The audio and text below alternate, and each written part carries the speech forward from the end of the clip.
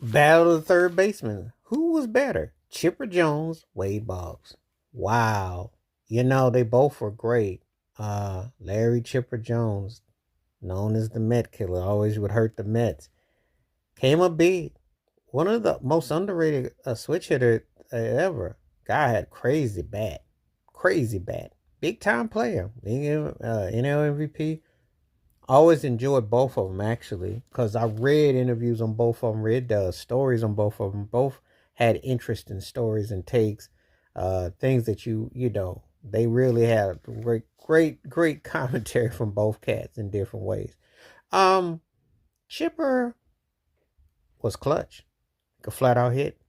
Um, and he really assumed the responsibility. He you know, um, pretty good in the field. Not great, but he was pretty good, But as a batsman, that dude came up big.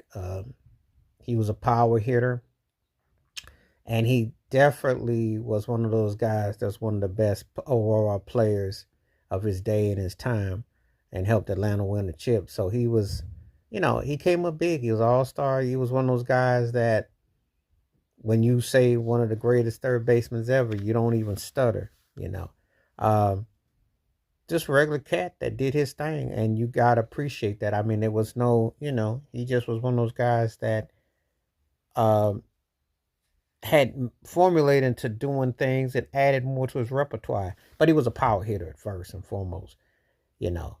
But he just did a lot of, he was I guess you could say with a third baseman, he was traditional and a guy that always hit a lot of home runs, RBIs type of thing. So I'd have to say that about him. Now, when we get to Wade Boggs, obviously as a Yankee fan, I couldn't stand him in Boston, but Boggs could flat out hit.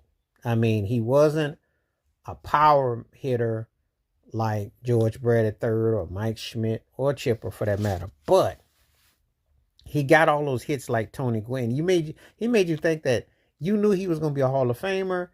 You knew he was going to be a problem. He just was and then when he came to the Yankees, that was like a feather in the cap. Then he won, and he had Gold Gloves. He was a better fielder than Chipper. He wasn't a power hitter like Chipper by no stretch. But Boggs was like one of those guys. He beat you in different ways. He knew how to fill out a stat sheet, and he was an all around a great talent. So, but when you put the glove in the work and the clutchness in the work, they both were clutch in different ways. And there's a lot of similarities aside from we talk about the power.